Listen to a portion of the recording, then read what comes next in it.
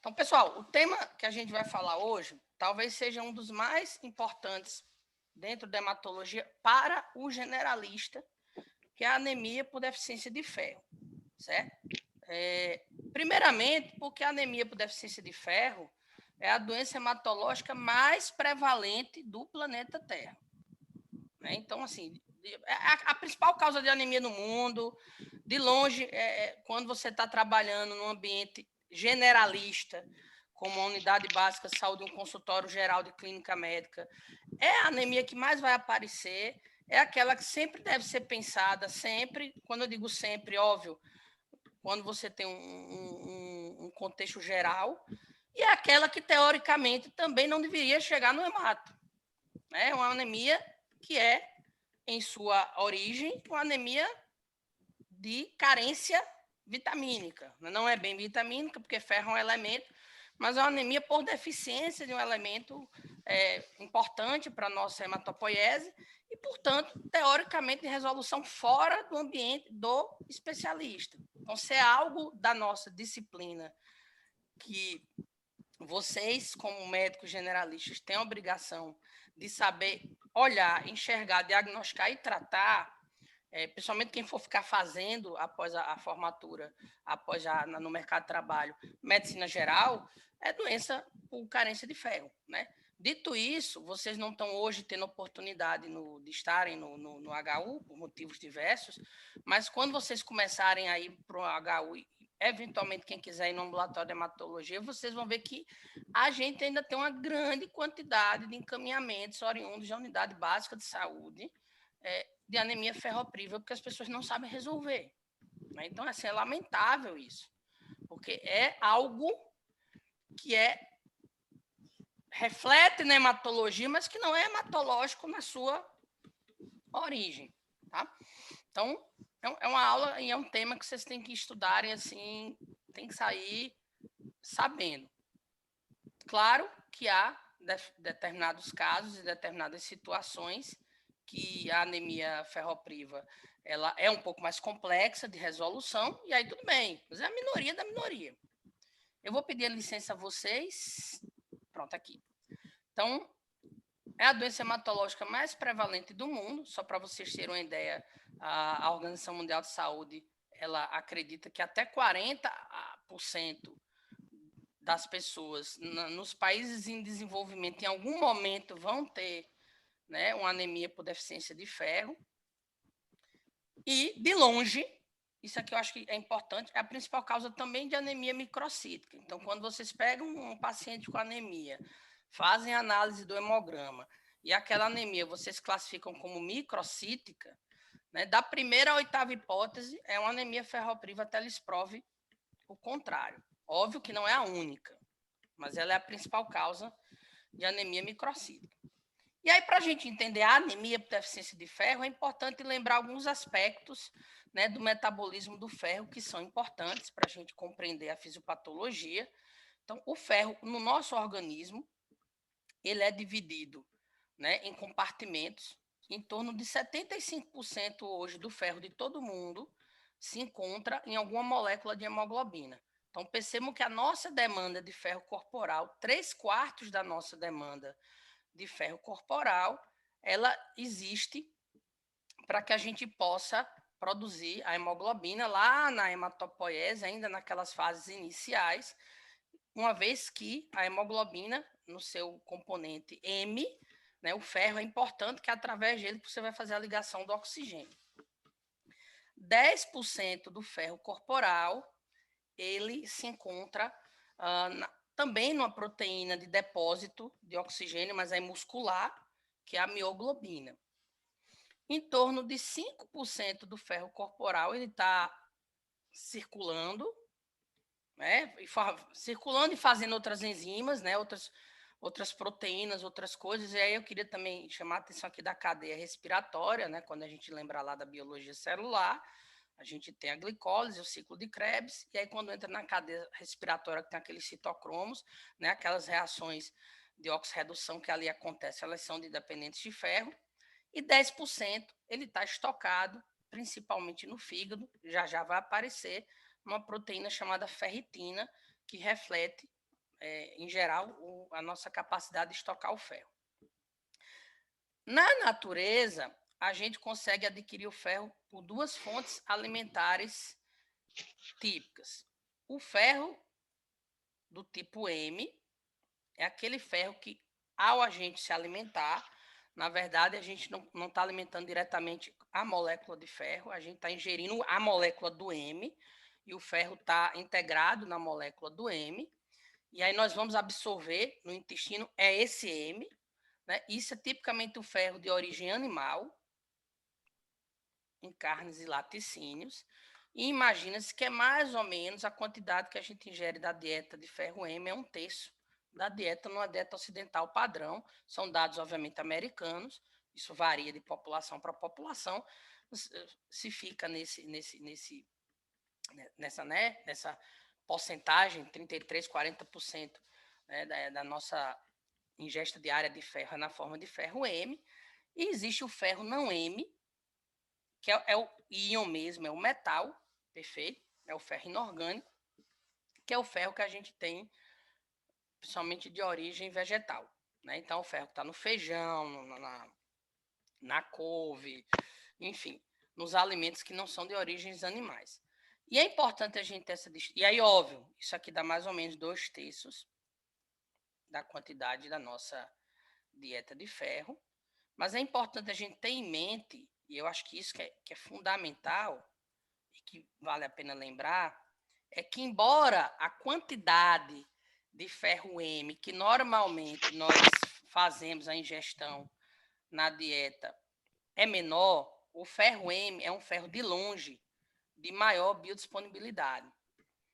Nós absorvemos muito melhor um ferro M do que um ferro não M, certo? Porque a absorção do ferro M não é afetada por outros fatores da dieta. Então, você comer 100 gramas de carne, 100 gramas de feijão, mesma quantidade do ferro no feijão, quando você pega lá o feijão, a quantidade de ferro em 100 gramas de feijão, às vezes é maior do que a quantidade de ferro em 100 gramas de carne, você vai absorver melhor o ferro presente na carne, porque o ferro M ele tem menos interferência. E essa interferência se deve ao quê? Porque o ferro não M, na natureza, ele se encontra na forma da valência maior, que é o férrico. E nós, para podermos absorver esse ferro, a gente precisa que ele esteja na sua valência 2+, na sua forma ferrosa. Para que isso aconteça, ele vai ter que sofrer uma redução. E essa reação que é necessária para transformar o ferro da natureza na forma férrica para o ferro ferroso, que é o que o intestino consegue absorver, vai depender principalmente de uma reação de redução que vai acontecer no estômago, tipicamente pela acidez gástrica, né, pelos íons de hidrogênio que a gente tem no suco gástrico, entretanto, mas que sofre diversas influências nessa reação por fatores da própria dieta, e aqui um exemplo como fitatos e tanatos, que atrapalham essa reação. Né? Então, enquanto o ferro M eu como e eu absorvo sem muita, digamos assim, interferência, o ferro não M, nesse processo de transformar da forma férrica para a forma ferrosa, né, diversas situações podem interferir e, na maioria das vezes, atrapalhando. Então, se você tiver a menor acidez gástrica, se você ingerir uma grande quantidade de fitato, uma grande quantidade de tanato, e percebam que fitato, né, são substâncias, são fito, né, que estão em plantas, então são diversas substâncias que vêm junto, né, agregado. Quando eu como, por exemplo, estou ali comendo feijão com salada, né, então o feijão tem um ferro, mas a salada, né, o alface ali é rico em fitato, então isso acaba atrapalhando um pouco. Além disso, o próprio cálcio, que é o íon 2+, compete com ferro, que o que nós temos no intestino não é um transportador específico para absorção de ferro, mas sim um transportador que absorve metais com valência 2+. Então, por exemplo, você ingerir leite com ferro, você já está atrapalhando, porque o que a gente vai ter no duodeno não é um transportador específico para o ferro, mas um transportador para metais de valência 2+, no qual o cálcio, né, se vocês lembrarem lá da tabela periódica, o cálcio está lá no grupo 2A, né, que começa com o sódio, né, está lá o sódio, né, e aquela história, e o cálcio se encontra lá na tabela periódica, e aí você tem essa competição. Então, é importante entender que a absorção do ferro não M, ela realmente se prejudica com fatores dietéticos. Um fator dietético que ajuda, e aí já fica aqui a dica lá para o final da aula, né, que facilita o sódio é 1A, ó, falei besteira. 2A é o berílio. Eu lembrava do ensino médio, né? Bebi magnésio e caguei sorrindo no banheiro da rádio. É tudo da 2A, né? Berílio, magnésio, cálcio, estrôncio, bário e rádio, né? Hoje li coisas da França, né? Hidrogênio, enfim, essas coisas ficam na cabeça da gente da tabela periódica. Então, falei sódio, desculpem, é o berílio. Nome bonito, berílio, né? É um metal mal assombrado. Bom, o ácido ascórbico, que é um ácido, né, a famosa vitamina C, ela acaba sendo um facilitador da absorção do ferro, porque como é um ácido, vai também doar hidrogênio. Então, vocês vão ver, é uma orientação dietética fundamental na, na nossa postura terapêutica frente a um paciente com anemia por carência de ferro, além de orientar a maior ingesta de carne vermelha e de alimentos ricos em ferro M, e aí é fígado e carne vermelha, né? Fígado, então, que é onde você tem um estoque de ferro. Víscera é riquíssima em ferro. Também alimentos de cunho cítrico, né? Sucos cítricos, como laranja, limão, acerola e assim sucessivamente. E aí, só para ter esse conceitozinho, né?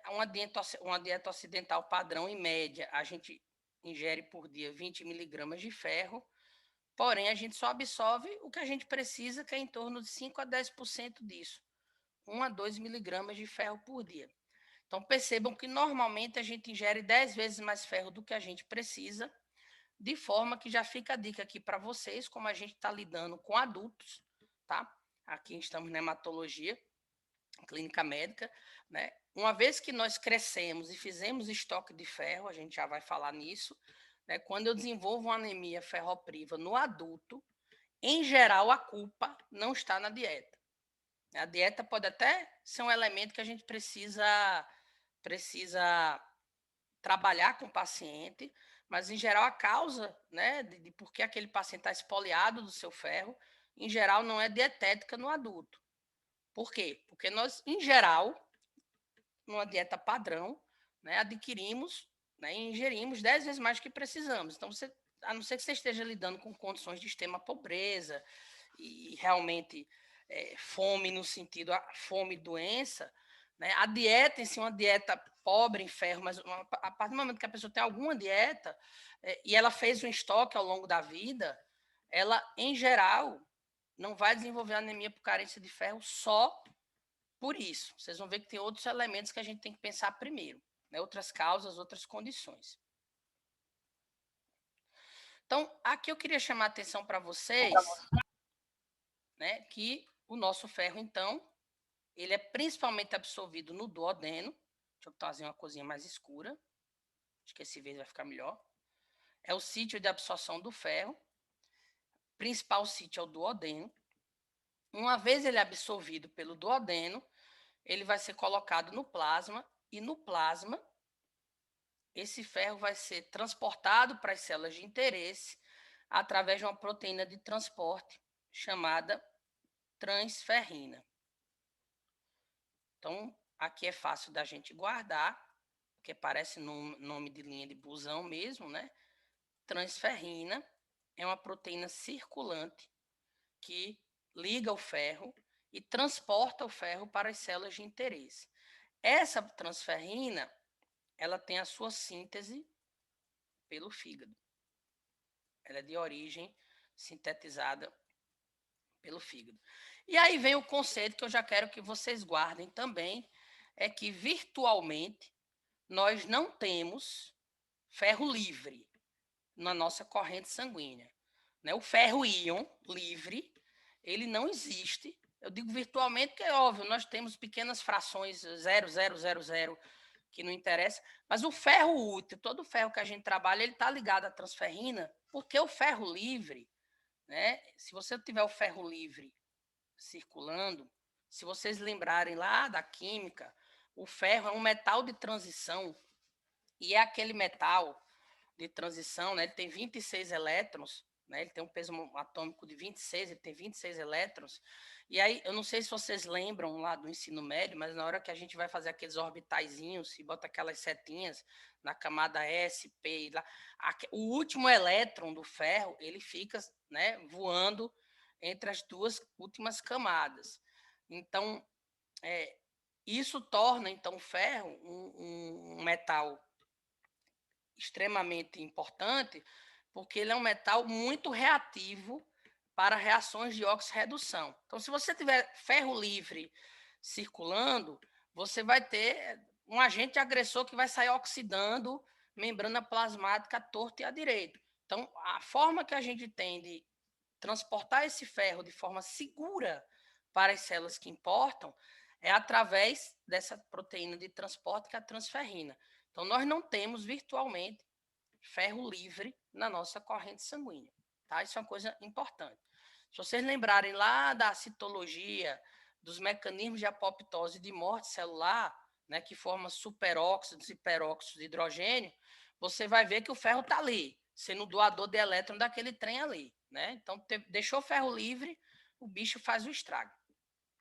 Essa transferrina ela vai circular e ela vai passar pelas células de interesse, e as células de interesse vão, obviamente, expressar o seu interesse no ferro, porque elas têm um receptor na membrana plasmática, que é o receptor de transferrina. Então, essa transferrina não vai entregar ferro a qualquer célula.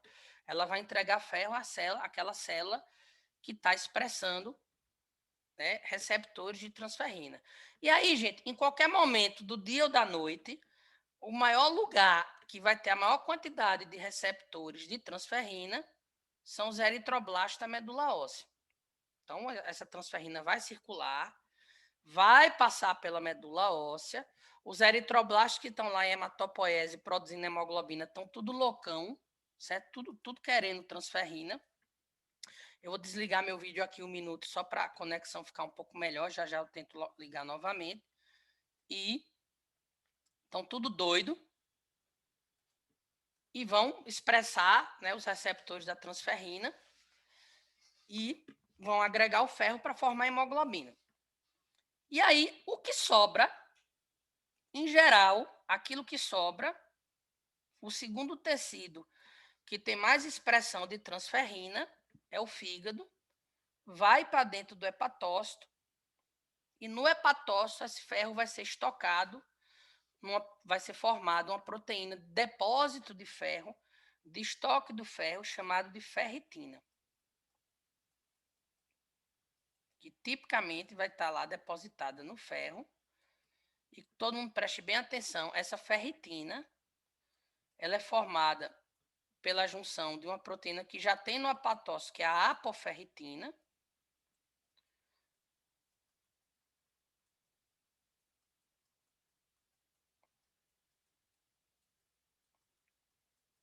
com uma Caiu para molécula, vocês?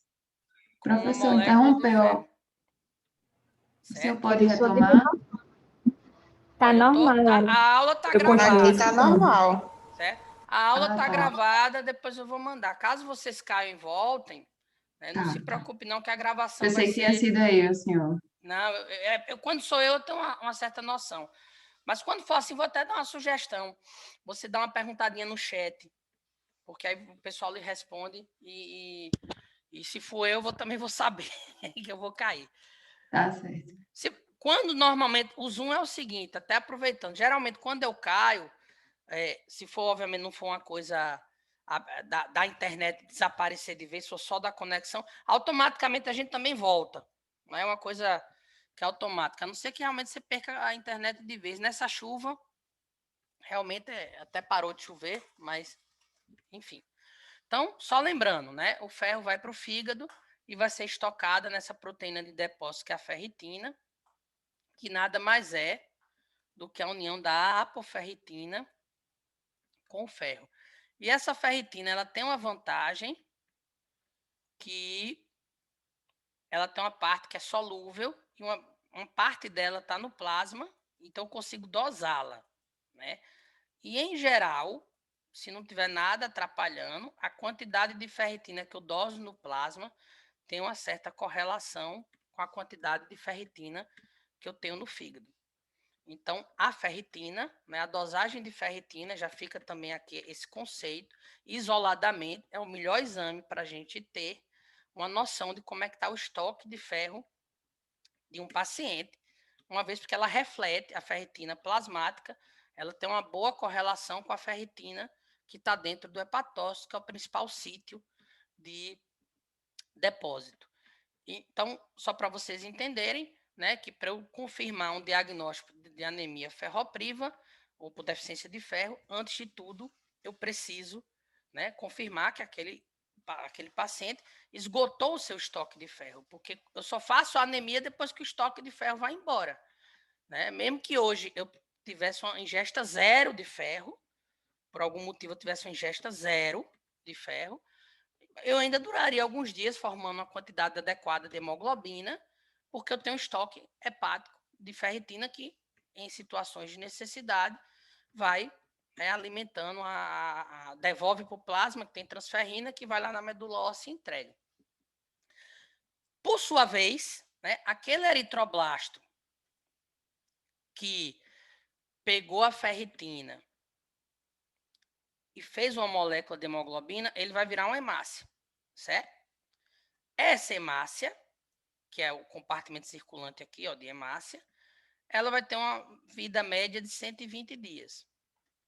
E quando chega o momento que ela não serve para mais nada, ela vai ser retirada da corrente sanguínea por um fenômeno chamado de hemocaterese, que acontece tipicamente no baço, nos macrófagos, nas células do sistema retículo endotelial. E aí, quando esse baço fagocita essa hemácia, que destrói essa hemácia, vai cair no citoplasma desse macrófago o ferro, né? Aquele ferro que estava na ferritina. E aí esse macrófago ele pode estocar também essa ferritina na forma, esse ferro, desculpa, na forma de ferritina, e ser um estoque menos intenso do que o fígado, ou ele pode devolver para a corrente sanguínea esse ferro, que vai voltar para a transferrina, que vai para alguma célula de interesse. Então, percebam, e é isso que eu quero que vocês. Aí eu vou agora apagar tudo que eu escrevi. Eu quero que vocês notem, né, com essa explicação e com esse slide, que uma vez que o ferro entre no sistema biológico da gente, ou seja, uma vez que ele passe do duodeno e entre na nossa corrente sanguínea, ele teoricamente não sai, né? Ele fica sempre recirculando. Nós temos uma completa ausência de via natural de excreção de ferro. Tá? O ferro que entra, ele fica eternamente circulando. Né? Uma hora ele vai formar hemoglobina, aí vira hemácia, que vai para o macró. Ou se entrar demais, vai para o fígado estoca. E em situação de normalidade, no indivíduo sem patologia específica, isso é extremamente regulado, né? Por isso que a gente não absorve tudo que a gente ingere, para também não ter um estoque excessivo de ferro. Isso é tudo regulado para manter o sistema em equilíbrio. Né? Nós não temos via de excreção do ferro. E isso é importante. Nós não temos via de excreção do ferro.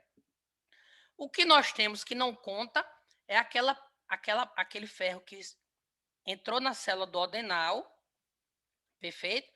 Mas ainda não entrou para o plasma. Aí, quando essa célula do duodeno descama, esse ferro vai embora, mas ele ainda não está dentro do sistema. Então, do ponto de vista prático, a gente ainda não absorveu isso.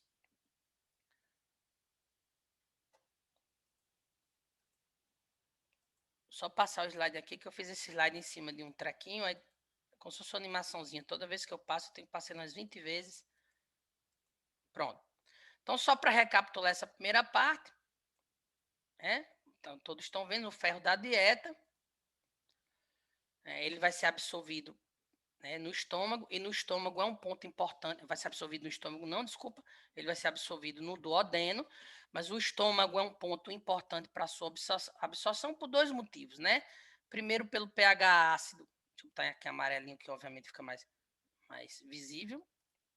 O pH ácido, que vai facilitar a conversão do ferro 3+, em ferro 2+, como eu falei para vocês. E, obviamente, o ferro M, ele quando é ingerido, ele está ligado a alguma proteína dietética, então também a pepsina vai ser importante para liberar esse ferro M da proteína da carne, ou enfim, da dieta da proteína animal, para ele ser absorvido. Só que ele vai ser absorvido especificamente no duodeno. A absorção do ferro M, ela é feita por um receptor específico, que ninguém ainda conseguiu isolar. E a absorção do ferro 2+,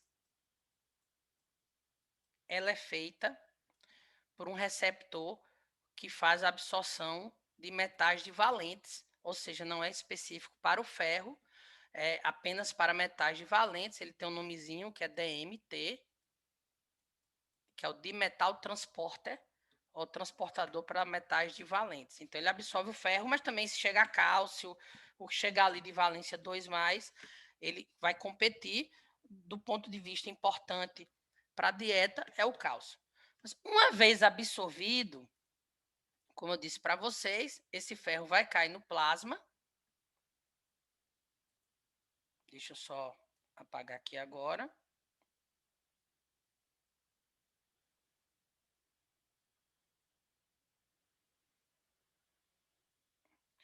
Esse ferro vai cair no plasma. E aí vai se ligar a transferrina. Joia? Lembrando que praticamente a gente não tem ferro livre, né? A gente esqueça isso.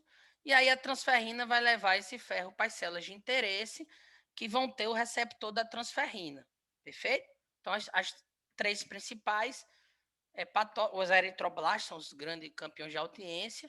O hepatócito, onde o que sobra do eritroblasto vai ser estocado no hepatócito na forma de ferritina, e o próprio macrófago. E aí ele vai recircular, né? Ele pode, a depender do estoque, o hepatócito devolver isso para a corrente sanguínea, bem como o macrófago, que por sua vez também vai estocar o ferro da oriundo, né, do processo de hemocaterese. E pode estocar na forma de ferritina ou devolver para a corrente sanguínea.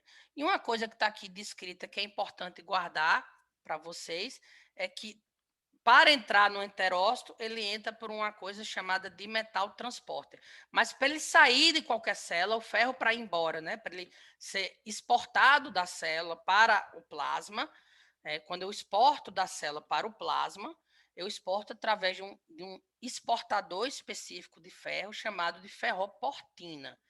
Né? Então, também é uma coisa fácil de guardar, que a ferroportina é a portinha do ferro. Então, toda vez que o enterócito vai exportar o ferro para o plasma, ele faz isso através da ferroportina. Toda vez que o hepatócito vai exportar para o plasma, ele faz isso através da ferroportina, e assim sucessivamente. E toda vez que ele vai entrar numa célula oriundo, quando ele está ligado à transferrina, ele só entra porque aquela célula tem um receptor de transferrina. E, óbvio, a gente tem um pouquinho de descamação. Mas o principal que eu queria que vocês ficassem, né, com essa informação, nós temos uma ausência completa de via fisiológica para a eliminação de ferro, uma vez ele absorvido. E aí, frente a um adulto, quando eu dou, não é tão difícil às vezes dar o diagnóstico, na verdade não é difícil você pensar, mas no adulto, em torno de 85% dos casos que eu me deparo com um adulto com anemia ferropriva documentada, né, eu preciso além de confirmar o diagnóstico de anemia ferropriva e fazer o tratamento da reposição do ferro, eu preciso me fazer essa pergunta: por que esse indivíduo desenvolveu a deficiência de ferro? Né? Porque a anemia ferropriva, na verdade, é um reflexo da deficiência do ferro. Né? O que aconteceu com ele para ele ficar deficiente de ferro? No adulto, em 85% das vezes, a causa de base de uma anemia ferropriva é uma perda de ferro. Ou seja, é eu começar a ter uma via patológica de excreção do ferro. E perder ferro, gente, significa sangrar.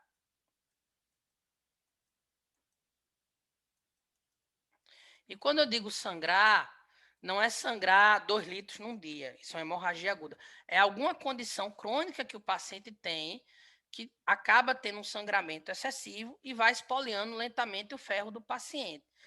E isso é importante porque, às vezes, essa causa de sangramento ela é óbvia, né? Então, você colhe lá na anamnese, você tem uma moça e você faz a história menstrual, ela menstrua 15 dias ou menstrua 10 dias, um fluxo intenso nos 4 primeiros dias, usa fralda, ou seja, é uma menstruação extremamente excessiva, ela está espoliando o ferro através dessa menstruação.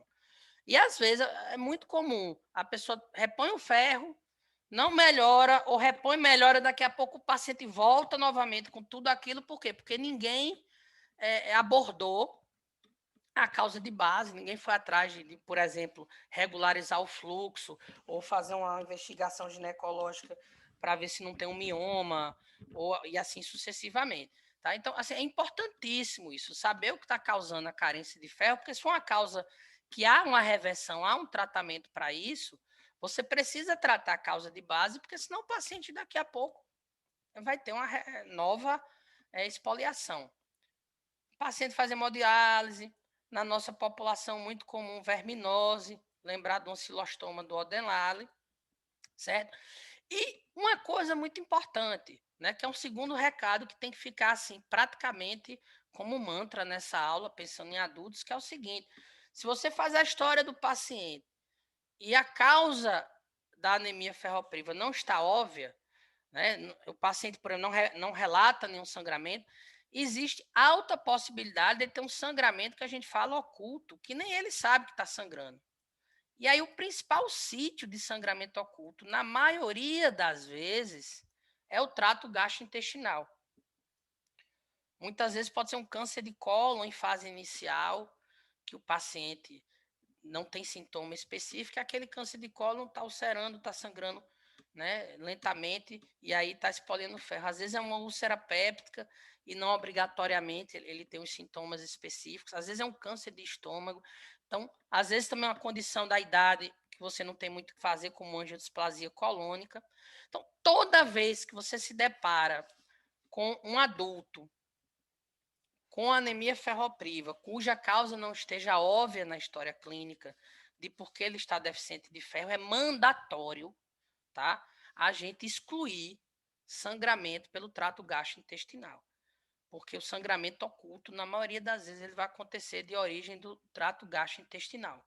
Então, a gente tem a obrigação de excluir, através de endoscopia digestiva alta e colonoscopia, se esse paciente não tem uma causa oculta de sangramento no trato gastrointestinal. E muitas vezes nós podemos fazer a diferença na vida dessa pessoa, porque a anemia ferropriva pode ser um sinal de alerta para um câncer de trato gastrointestinal, seja de estômago, de cólon, do duodeno, precoce, que ainda não deu sintomas específicos e você investigou e descobriu.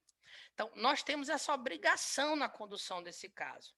Obviamente, se a gente não acha nada, beleza, né? Existem também outras causas. Mas 85% é muita coisa, gente. 85% é mais de 3/4 dos casos de anemia ferropriva em adultos, tá? Deixando bem claro isso. Em adultos, vai ter uma causa como origem um sangramento crônico, uma perda crônica, que pode ser óbvia na história clínica, né? O paciente relata para você, aí eu vou dar um exemplo clássico das mulheres, na menacme, que aí você faz a história do fluxo menstrual.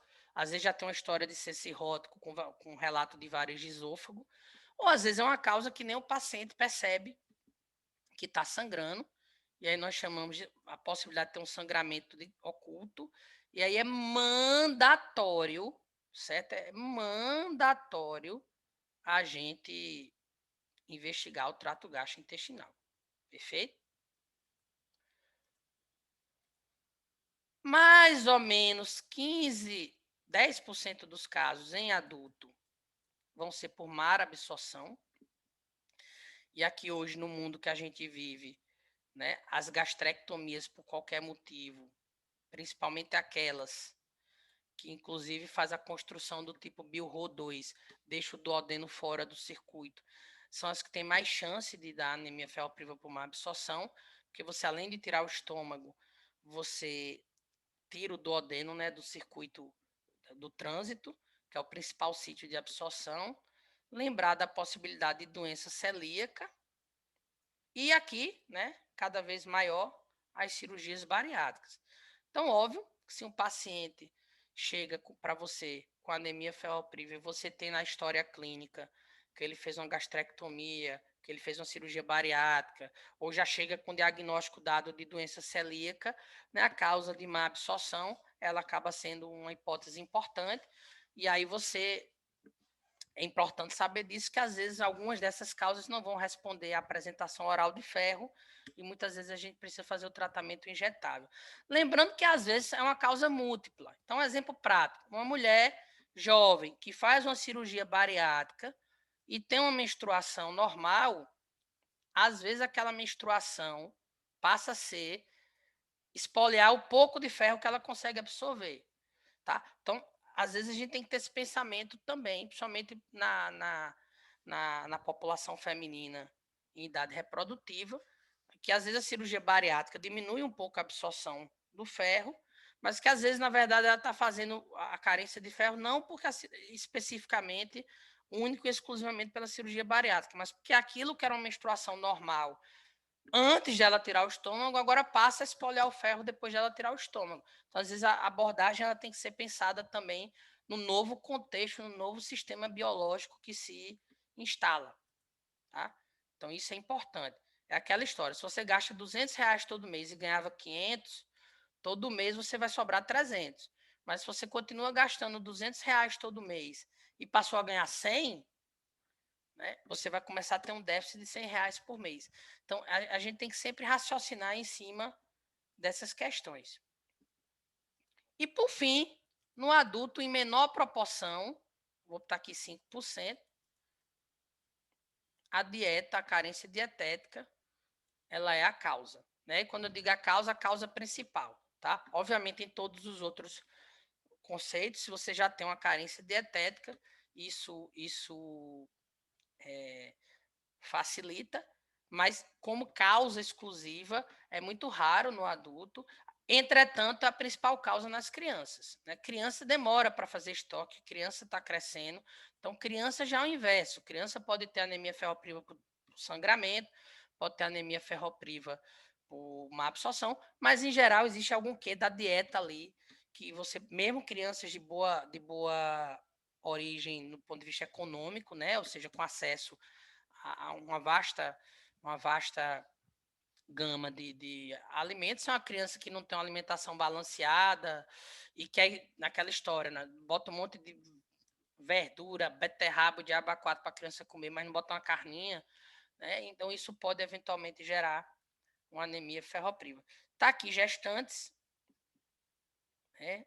Importante também, porque aí você tem um componente da maior demanda, né? E óbvio que hoje, num pré-natal normal, um pré-natal bem feito, já se faz uma suplementação para evitar, mas isso pode desenvolver até porque a maioria das gestantes, antes de engravidar, menstruavam.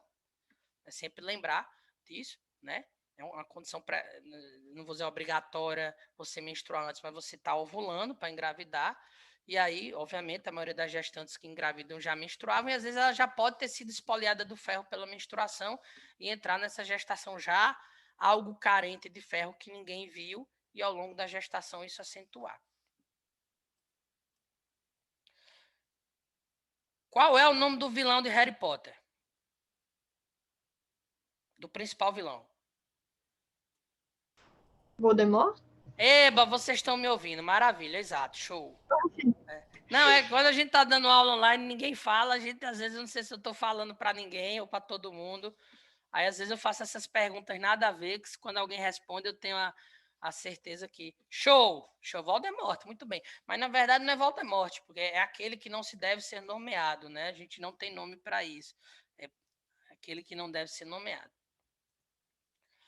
Então, gente, uma vez instalada a anemia por deficiência de ferro, nós vamos ter dois tipos de sintomas, né? Os sintomas típicos de anemia, que vocês já estão estudando alguns, né? Vocês estudaram a aplasia de medula, são sintomas de anemia de evolução crônica e arrastada. Então, anemia, toda anemia carencial, ela não se instala da noite para o dia, ela tem uma instalação crônica, então ela tem uma instalação arrastada.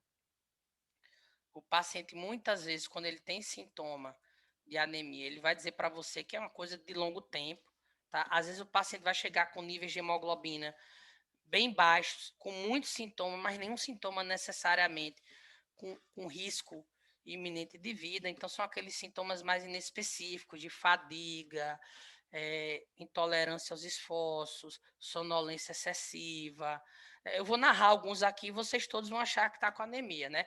Mau rendimento escolar, raciocínio lento, dispneia aos esforços, palpitação, palidez, né? Então, isso são sintomas de anemia, percebam que eles são bem específicos, mas que no paciente com anemia ferropriva, eles vão sendo, são sintomas que vão ser arrastados, né? Eles vão progredindo, a pessoa não acorda subitamente com isso. Quando ela procura você, você vai colher a história, isso já está de um bom tempo, né? É importante frisar que às vezes, né, o paciente pode chegar com níveis muito baixos de hemoglobina, com hemoglobina de 5,5, de 6, com anemia ferropriva, e está oligossintomático, porque como é uma instalação lenta, né, o organismo da pessoa vai se adaptando àquela condição de menor oxigenação, e às vezes, não raro, você pega pacientes com 7, 6,5 de hemoglobina, aparentemente tudo ok, né? E você olha assim, se assusta o paciente desnecessariamente, e o paciente está de boas ali. Ah, eu vim aqui porque eu fiz um exame e deu alterado. Você chega lá, olha 7,5, mas o paciente com praticamente nenhum sintoma, porque ele está adaptado àquela condição. E às vezes, se for um paciente com diversas comorbidades, por exemplo, ICC, DPOC, doença renal crônica, né? O pouco que cai de hemoglobina às vezes descompensa alguma coisa dessa, e isso pode ser o gatilho. Nós temos também alguns sintomas de fâneros, né? Então é muito comum um paciente com anemia ferropriva relatar queda de cabelo. Aí não é pela anemia, é pelo ferro, tá? Às vezes não tem anemia, tem a carência de ferro, queda de cabelo e alterações distróficas da unha. Então, muitas vezes vem do dermatologista para a gente, e aí quando essa alteração, aquela unha quebradiça, aquela unha frágil, quando essa alteração distrófica da unha é intensa, existe um achado semiológico, que é a coiloníquia, que é a unha em forma de colher, né, que é quando a convexidade da unha muda, né, a unha que normalmente vai estar assim, ela fica assim. Isso é raro da gente ver hoje, isso acaba sendo visto em casos assim, realmente extremos de desnutrição, mas é raro da gente ver hoje ali no HU, muito provavelmente se alguém for trabalhar numa área mais longínqua, com baixo acesso da população à mínima condição socioeconômica, talvez vocês realmente vejam isso mais do que eu. Tá? E aí, outro achado que pode ser refletir a deficiência de ferro é a queilite angular, que é a inflamação do canto dos lábios, né? O paciente reclama, é um pouco dolorosa. Um sintoma que é bem sugestivo da carência de ferro é a perversão do apetite, que se chama genericamente de pica, certo? Então, tem várias descrições. As duas mais clássicas é a geofagia, é o hábito, né, de comer terra, é a compulsão. E veja só, isso é uma obsessão. Muitas vezes o paciente sabe que isso é errado, obviamente, mas ele não se controla. E é um tipo de sinal que é bem sugestivo de deficiência de ferro, mesmo que o paciente não tenha anemia, mas que muitas vezes o paciente não relata por vergonha. Né? Então, eu sempre faço a pergunta específica. Geofagia, que é comer a terra, comer barro, esse tipo de coisa, que se vê muito na criança. No adulto é mais comum você ter porque assim, o adulto ele sabe que comer terra é errado, então ele faz de tudo para não comer terra. E ele consegue controlar, mas ele não consegue perceber, por exemplo, a pagofagia, que é gelo. Então ele desenvolve a compulsão alimentar por gelo.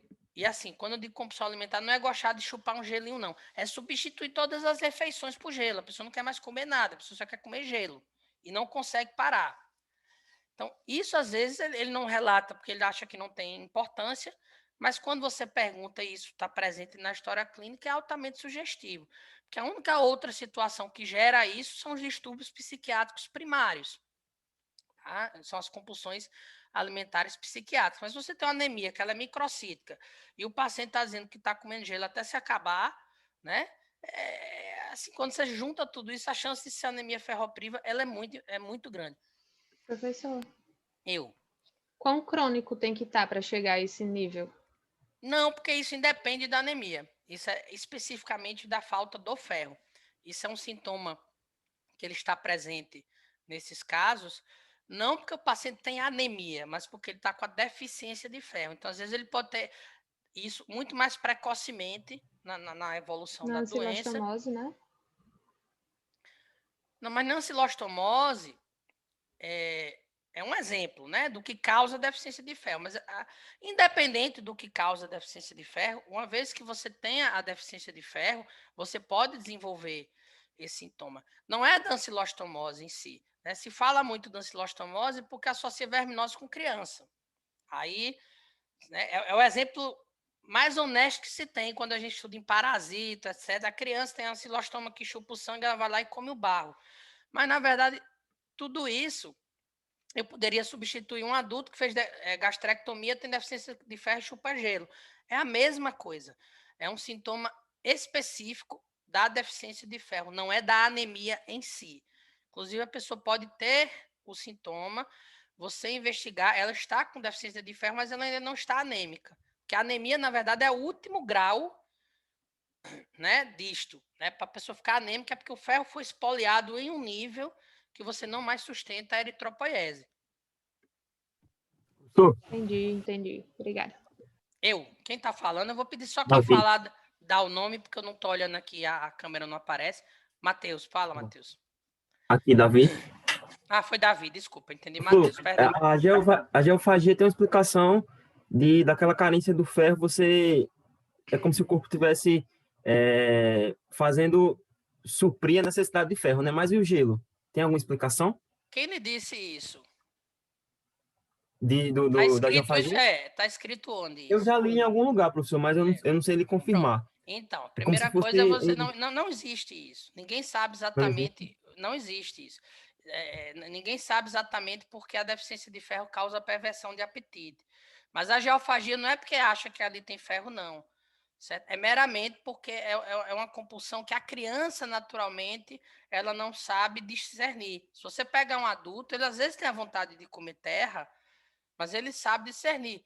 Mas ele também pode desenvolver a vontade de comer gelo. Inclusive, só para vocês entenderem, a pagofagia ela é muito mais específica do que a geofagia. Por quê? Porque a criança pode comer terra porque é criança.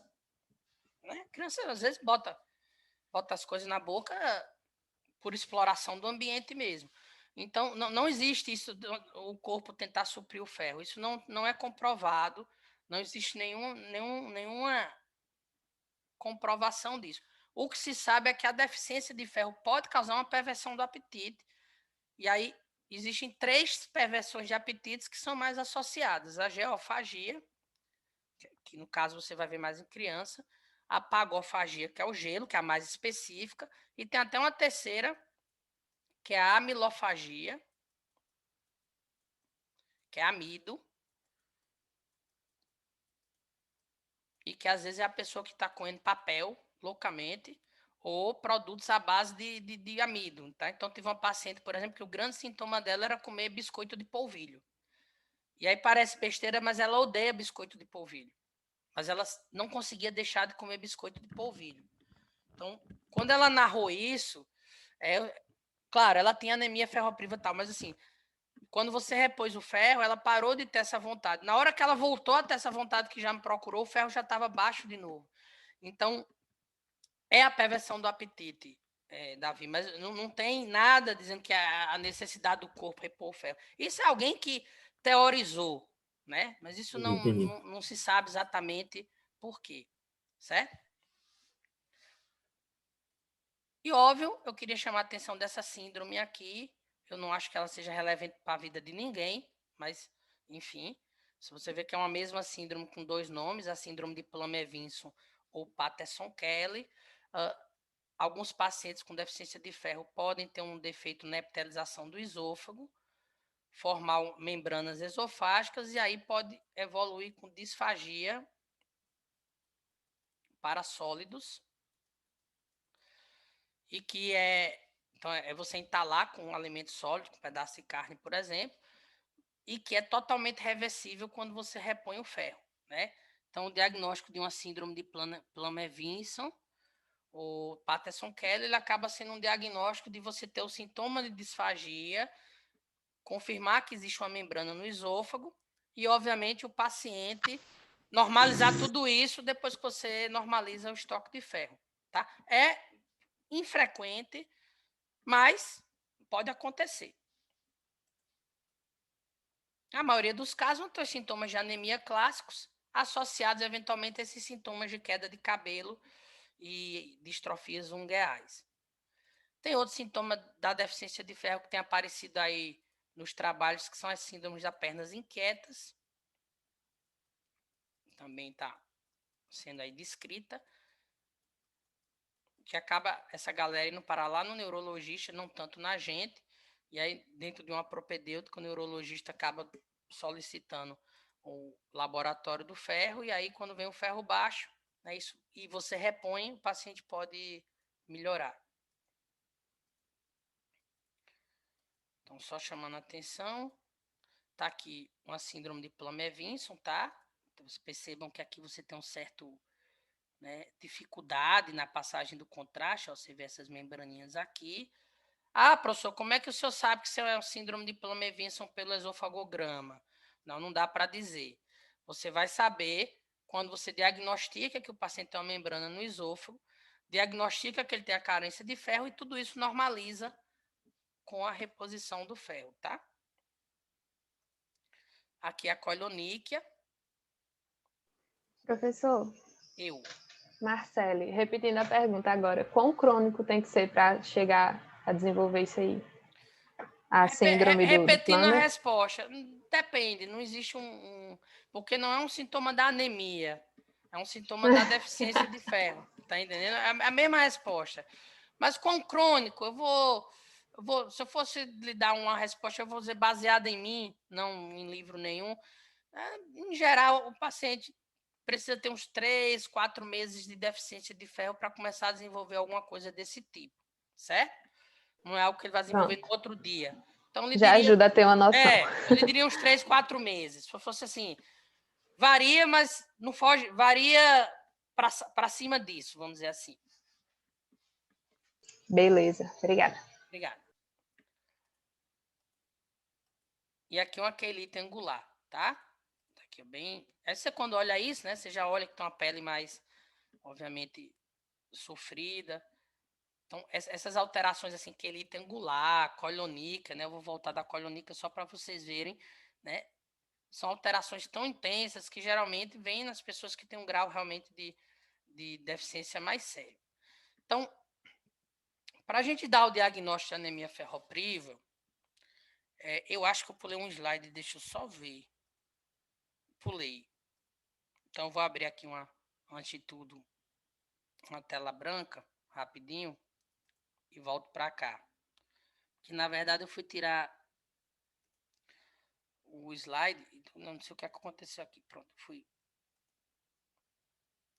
eu fui dar uma limpada na aula. Então, olha, para a gente suspeitar do diagnóstico de anemia ferropriva, né, o primeiro ponto vem o hemograma, Então, hemograma, tipicamente, eu vou ter hemoglobina baixa, configurando anemia. Perfeito? O VCM, na fase inicial dessa anemia, ele vai ser normal, eu já explico para vocês. Na fase da anemia francamente instalada, tipicamente eu vou ter uma microcitose. Então, lembrem que VCM é uma média, tá?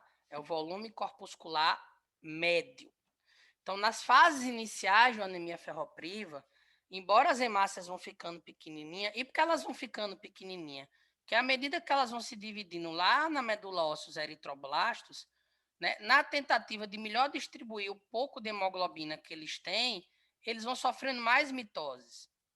E aí, à medida que a célula vai sofrendo mais mitoses, o volume final delas vai ficando menor, né? Então, na hora que eu tenho pouco ferro lá na medula óssea, né, o núcleo, embora ele esteja maturando adequadamente, né, o citoplasma praticamente não está maturando porque eu não estou formando hemoglobina. Se vocês lembrarem lá da hematopoiese, a maturação da série vermelha basicamente é sintetizar hemoglobina. Mas se eu não tenho ferro, essa síntese vai ficando comprometida, então o processo de mitose ela acaba sendo aumentado, tentando atingir uma maturidade normal que em geral não se atinge.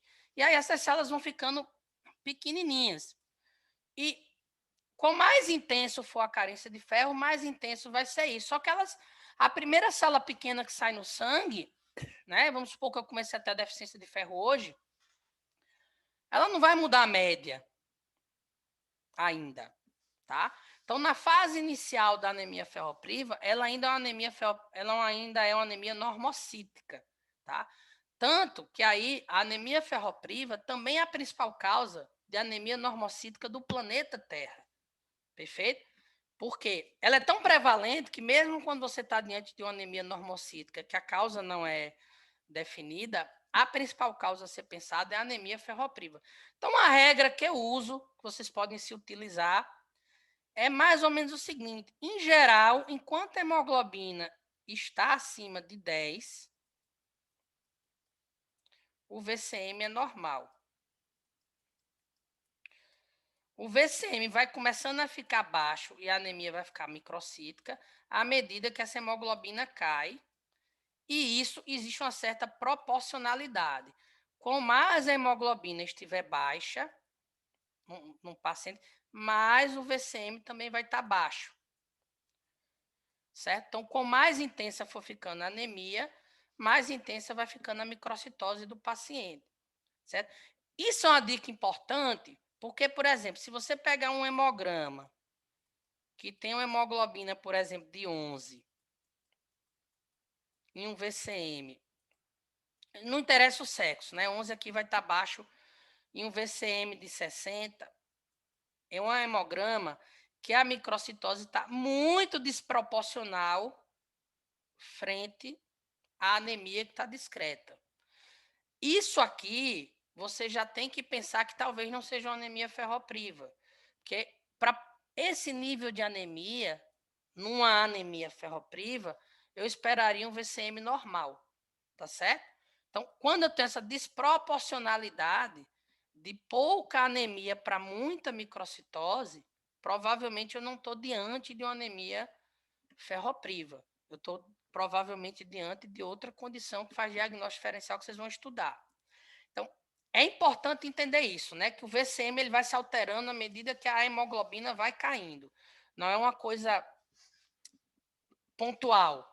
Tive anemia ferropriva, o VCM cai. Ela vai caindo a hemoglobina e o VCM também vai caindo. Então, nas fases iniciais da anemia ferropriva, perfeito?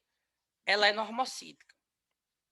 À medida que o processo evolui, ela vai ficando microcítica. Professor, me dê um número mágico. Não existe um número mágico, mas já que a gente precisa de um número mágico para a gente pelo menos começar a ter algum tipo de parâmetro, eu lhe diria 10. Então, em geral, numa anemia ferropriva, quando a hemoglobina está acima de 10, eu ainda vou ter um VCM perto do normal. à medida que ela baixa de 10, eu vou começar a enxergar ela microcítica. A maioria dos pacientes, quando nos procuram por ser uma anemia arrastada, nos procuram com 8, 8,5, 9 de hemoglobina, se não tiver feito um exame de check-up, de rotina, exatamente porque o processo é arrastado e longo. Quando eles vão realmente ter sintomas e procurar o médico, essa hemoglobina já está lá embaixo. O outro ponto é que ela é microcítica e ela também é hipocrômica, perfeito? Porque por mais que eu tente equilibrar aqui o jogo nessa mitose, eu não estou sintetizando hemoglobina adequadamente. Então, acaba concentrando menos hemoglobina dentro da célula. E aí, eu vou ter um CHCM abaixo de 32, caracterizando hipocromia. Então, tipicamente, a anemia ferropriva ela é microcítica hipocrômica, mas mesmo quando ela é normocítica, em geral, a hipocromia vai estar presente. E, tipicamente, também o RDW, que reflete a anisocitose,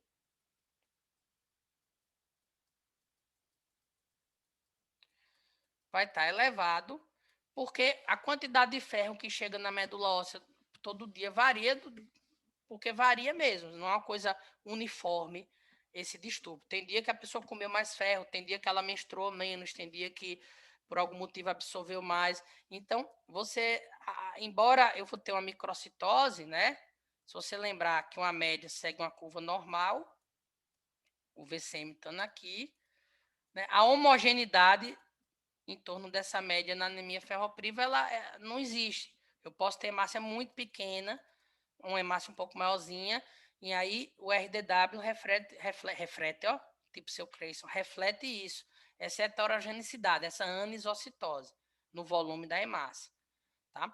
Então, digamos que o desvio padrão disso é muito grande. Vocês que foram, aliás, vocês não foram ainda, né? Vocês estão sendo alunos de pesquisa, confere? Isso. Isso, pronto. Confere.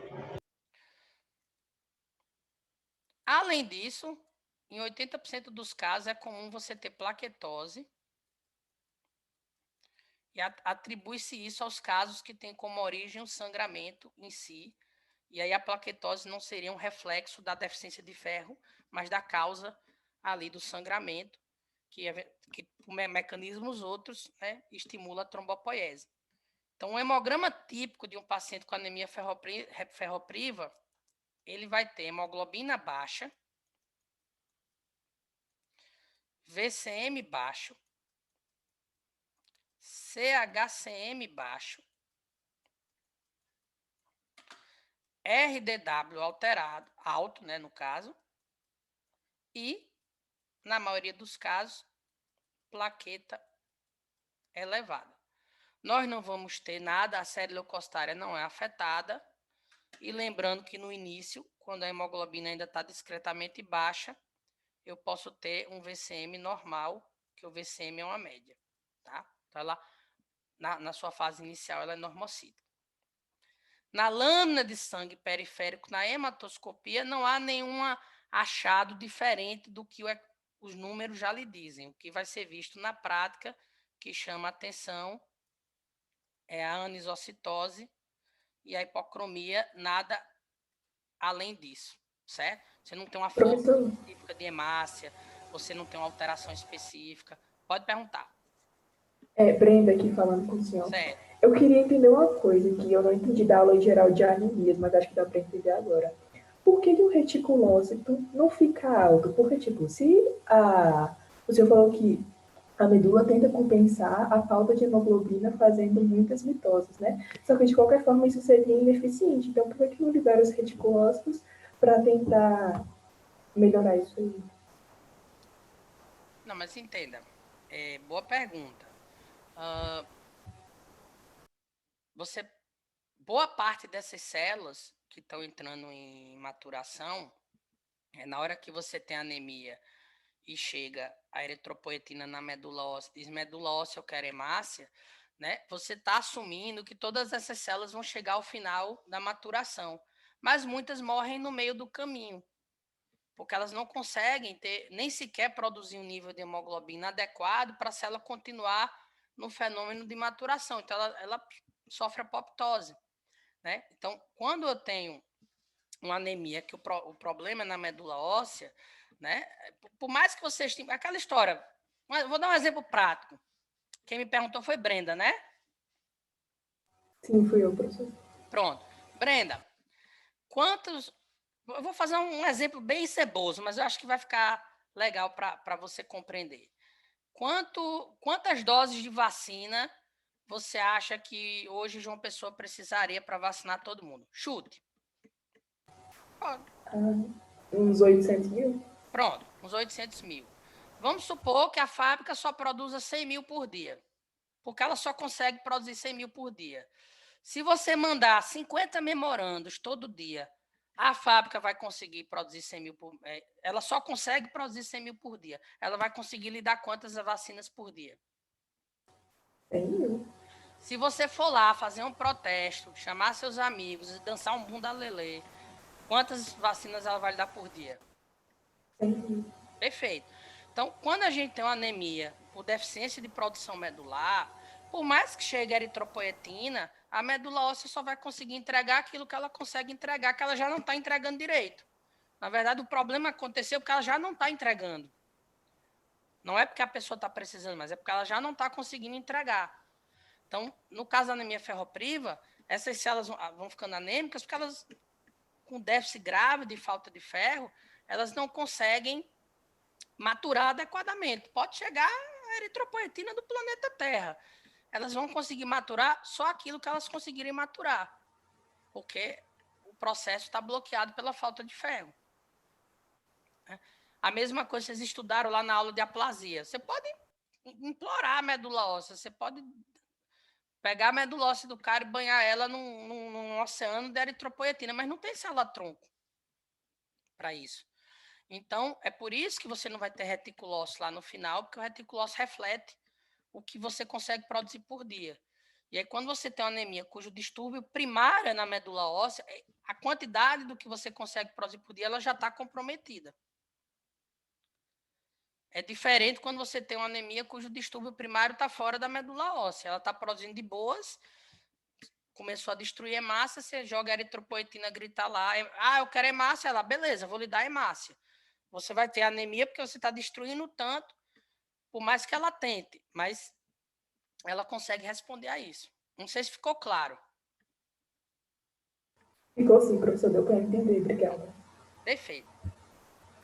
Pessoal, para a gente, eu vou fazer esse slide para a gente dar a pausa, tá? Para a gente, aí sim, nós vamos para Henrique. Mas vou só vencer esse slide aqui, né? Por mais que tenha cheiro de gato, focinho de gato, bigode de gato, rabo de gato, eu preciso ouvir o miau para dizer que é um gato. Vai que é um cachorro disfarçado, né? Isso acontece. Então, toda vez que a minha suspeita é anemia ferropriva, por mais óbvio, por mais que ela seja prevalente, por mais que ela seja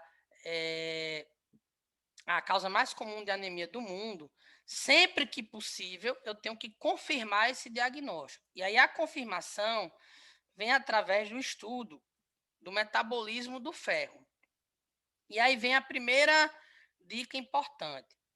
Se você tiver que escolher um exame, né, o exame mais acurado é a dosagem da ferritina sérica. Uma dosagem baixa já confirma o diagnóstico de carência de ferro. Perfeito? Porque a ferritina reflete, em geral, a reserva de ferro do indivíduo.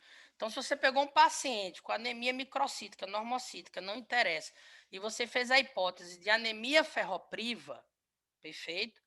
Você, para confirmar, se você dosa a ferritina está baixa, acabou. Morreu Maria Preá. Está confirmado o diagnóstico. Entretanto, se vocês lembrarem, a ferritina é a junção da apoferritina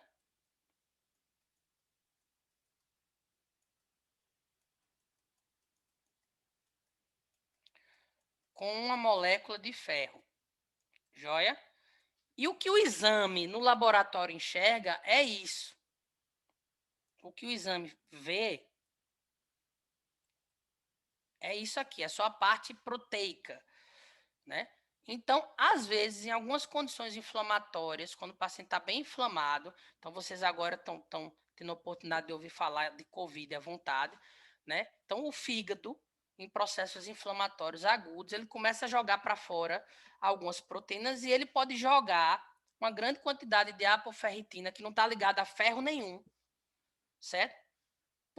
Porém, quando eu doso no laboratório, a dosagem da ferritina pode vir, mesmo paciente carente de ferro, pode vir falsamente normal ou até elevada por esse fator confusional de um processo inflamatório.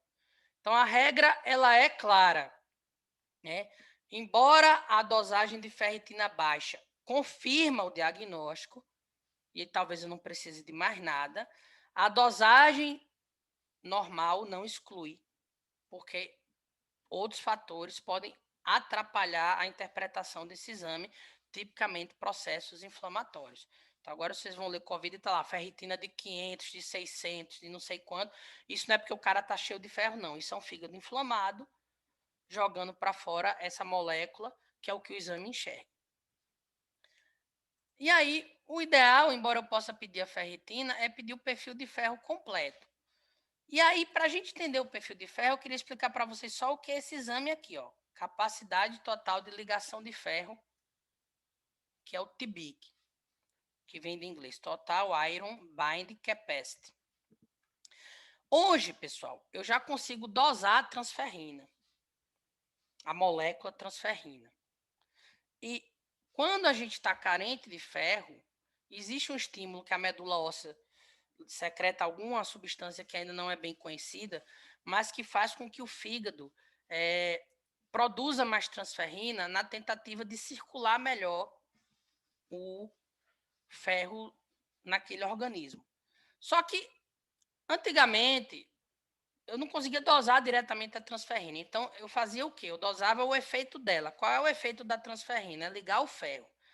Então, como é que é feito um exame de TBIC? Um exame de TBIC é bem simples. Eu pego o plasma do paciente, então preste bem atenção aqui. Eu vou fazer isso de forma artesanal, mas só para vocês entenderem quem faz o laboratório. Vamos supor que o plasma do paciente, com suspeita de anemia ferropriva, eu vou lá e doso o ferro sérico dele. Então, o primeiro exame está aqui, ó, ferro sérico. Se eu estou com suspeita de anemia ferropriva, naturalmente o ferro sérico vai estar baixo. Então, vamos dizer que esse paciente aqui tem 40 de ferro sérico. Qual é o problema do ferro sérico? O ferro sérico pode estar baixo até numa sexta-noite se você tiver sem dinheiro. Né? Totalmente inespecífico. Então, ele não serve para dar diagnóstico de nada. Ele serve para você fazer as outras provas. Então, vamos pegar esse paciente simulado que eu dosei o ferro sérico dele, deu 40. Mas eu quero saber, na verdade, o seguinte. Se eu ocupasse todas as transferrinas desse paciente, quanto seria o ferro sérico dele? Isso é o que nós chamamos de capacidade total de ligação de ferro, né? Se todas as transferrinas do paciente tivessem ocupadas, né? Imagina a transferrina sendo um ônibus. Se todos os assentos tivessem ocupados, quantas pessoas eu teria nesse ônibus? Então, a pergunta que o TBIC vai me dar é: se todas as moléculas de transferrina estiverem ocupadas com ferro, quanto seria o ferro? Até onde, né? Qual o máximo, né, de ferro que eu poderia ter nesse sistema? Eu tenho 40, mas qual é o máximo que eu poderia ter? Aí o que é que você faz? Você adiciona ferro no sistema. Então vamos supor que eu peguei esse plasma, dosei o ferro do paciente e deu 40. Aí eu adicionei do laboratório 100 de ferro. Vou dosar de novo. O paciente tinha 40, adicionei 100. Quanto é que vai dar a nova dosagem? Hein, gente? De ferro, 140. Quanto? 140. Muito bem. Repetir, deu 140. O que é que eu interpreto aqui? Epa, tem a transferrina livre que conseguiu, né, ligar esses 100 de ferro que eu adicionei. Aí eu vou agora adiciono mais 100. Doso de novo. Tinha 140, adicionei mais 100. Vai dar quanto? Pode falar, gente. 240. Muito bem. Opa.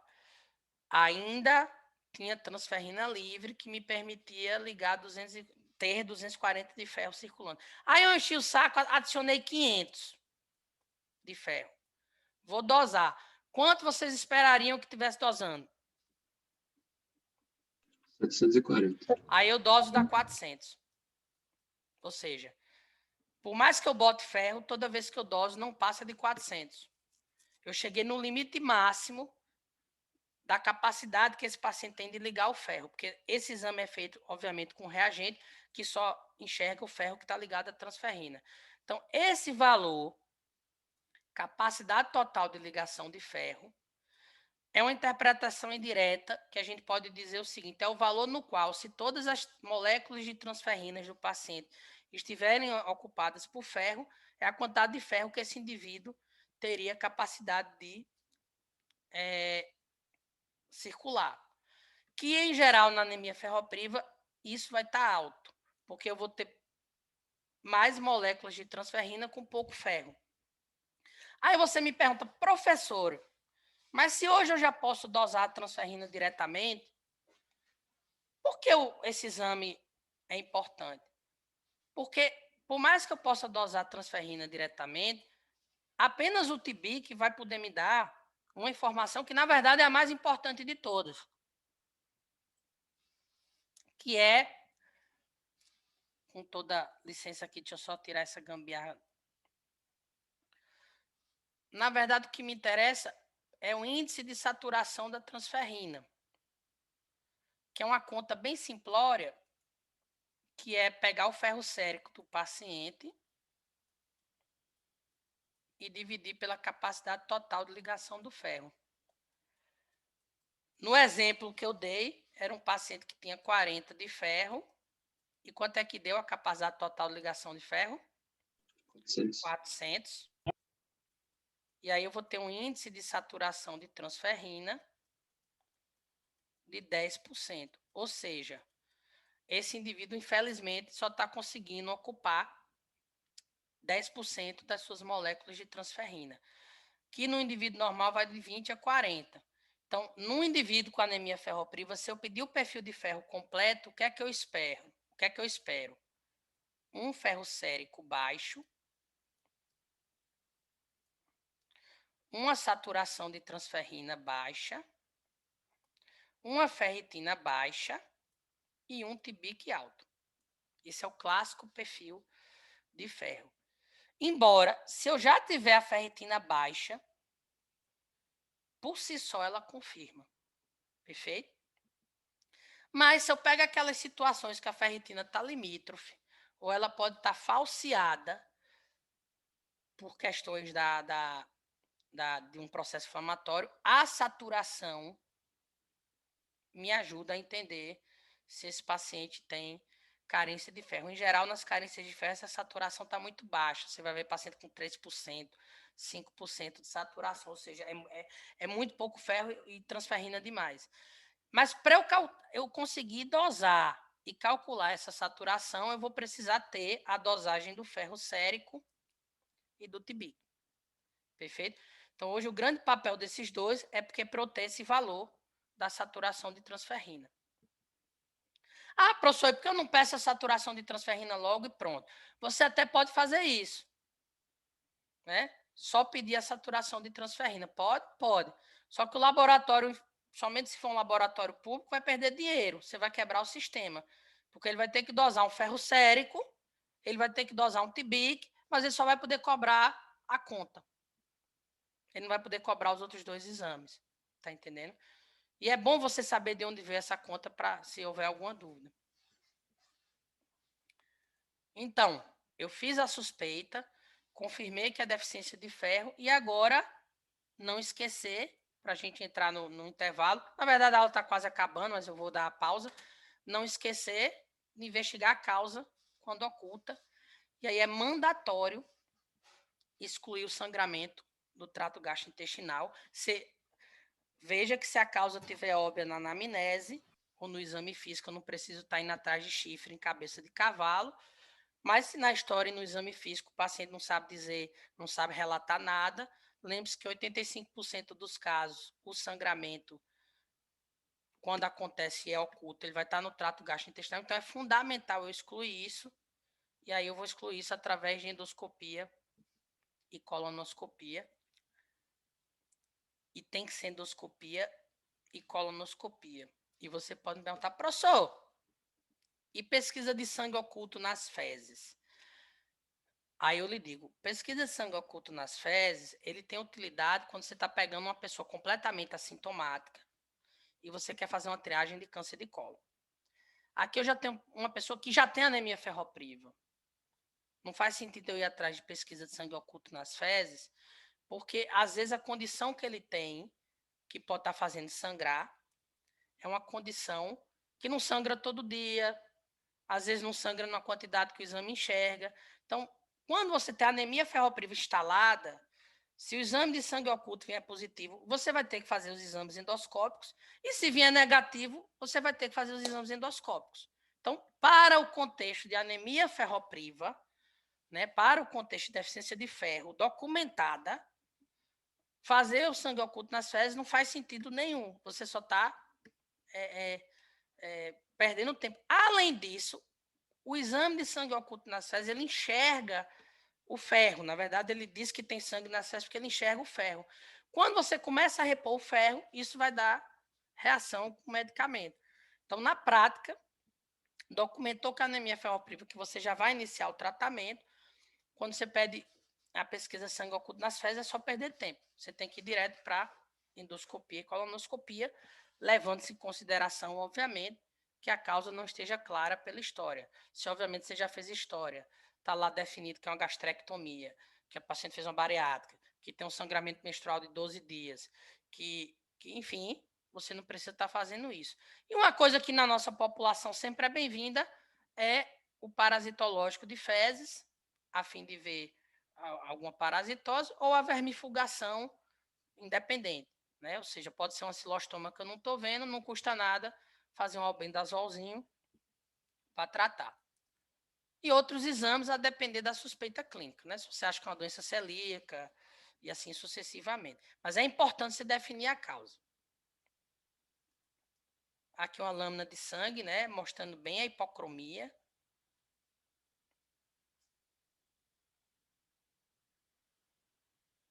Você vê, ó, praticamente essas hemácias não têm hemoglobina. E, na verdade, como a gente tem ainda um tempinho, eu vou encerrar com o último slide mesmo, e aí já passo para Henrique fazer a parte dele. Então, gente, o tratamento, né, ele é um pilar de 3 coisas. É determinar a causa base, e aí você vê que eu sempre falo isso, local de tratamento, e abordar a causa base. Fazer a orientação nutricional, lembrando de orientar a ingesta de alimentos ricos em M e vitamina C. Mas a gente vai ter que fazer a reposição, tá? E de preferência, né, a via preferencial para reposição é a via oral. Você vai fazer a reposição do ferro pela via oral. E aí vem a dica eterna, né? A dose de ferro que você tem que dar por dia para o paciente. Então, não guarda isso aqui. Esqueça o que está escrito no slide. É 200 miligramas de ferro. Você tem que saber quanto de ferro tem o comprimido que você vai prescrever. Tem diversas apresentações de ferro no mercado, certo? Com quantidades variáveis de ferro no comprimido. Porque quando eu digo sulfato ferroso 300 miligramas, isso é a quantidade do sal. Mas me interessa a quantidade do ferro. E aí eu já vou dar um exemplo para você. Eu vou pegar essa dose total de ferro que eu vou dar por dia e vou dividir essa dose, eu nunca dou a dose toda, em pelo menos 2 vezes, de preferência antes das refeições e associado com vitamina C. Vou fazer isso até o paciente repor os estoques de ferro, e aí isso vai depender do que causou a anemia, se você conseguiu reverter a causa. Isso pode durar de 4, 6 meses, até 1 ano, a depender do que é que realmente está causando aquela espoliação de ferro. Então, quando eu inicio né, a reposição de ferro, partindo do pressuposto que o paciente está tomando, né, num primeiro momento eu espero desbloquear a medula óssea, então tem uma reticulocitose compensatória. Num segundo momento eu pretendo corrigir a hemoglobina do paciente, que é em torno de 4 a 6 semanas, e o objetivo final eu só vou suspender quando todo o estoque de ferro do paciente estiver adequado, e aí eu uso como parâmetro uma ferritina maior que 30. Perfeito? Aí eu paro a reposição. E cada paciente vai chegar no seu tempo, a depender, vamos supor, se era uma moça com menstruação importante, tem um mioma, então, enquanto aquilo não for corrigido, às vezes você vai ter que ficar repondo. Quando o paciente tem uma doença hemorroidária, enquanto aquilo não for tratado, então depende muito da causa de base. Percebam que a anemia ferropriva é uma das poucas, é uma doença que eu posso dizer sem nenhum tipo de subjetividade que eu posso tratar com fé. Tá? A fé, nesse caso no masculino, fé, ou a fé, se eu falar a molécula, trata a anemia ferropriva em todos os aspectos, subjetivos, religiosos, inclusive biológicos. E aí, uma coisa importante. O sulfato ferroso que normalmente é dado no posto, e aí vem um dos maiores erros de prescrição que eu vejo, o do posto de saúde, ele tem 40 miligramas de ferro. É o que normalmente tem no posto. Se a dose mínima de ferro é de 200, quantos comprimidos eu vou ter que dar, no mínimo, para o paciente? 5 comprimidos. 5 comprimidos, no mínimo. No mínimo. Né? O que é que eu faço? Eu dou 6, porque é mais fácil para o paciente eu prescrever 2 comprimidos antes do café, antes do almoço e antes do jantar, para ele não se confundir qual é o horário do dia que ele vai tomar só um. Porque essa é a dose mínima, não tem problema você dar uma dosezinha maior. Qual é o maior erro que eu vejo na vida? Anemia ferropriva refratária, está com um comprimido. Anemia ferropriva de difícil controle, está com 2 comprimidos. Né? Ou seja, o paciente não está recebendo a dose correta, porque as pessoas não conferem a quantidade de ferro que tem no comprimido que está sendo dado para o paciente. A gente não é obrigado a saber tudo decorado, mas a gente tem que saber, né, quanto de ferro elementar tem no comprimido que você está prescrevendo para você calcular a dose certinha. Então, do posto de saúde é 40 miligramas, e é 40 miligramas por quê? Porque também é para atender crianças, que aí a dose às vezes é por quilo de peso, etc., miligrama por quilo, aquela coisa toda. Mas, por exemplo, tem no mercado uma apresentação comercial que tem 100 miligramas de ferro por comprimido. Então, se tem 100 miligramas de ferro por comprimido, eu posso dar 2 comprimidos por dia. Tranquilamente. Então, é importante, toda vez que você prescrever um tratamento de reposição de ferro, você saber quanto de ferro elementar tem no comprimido que você está dando. Perfeito? Ah, professor, é impossível decorar.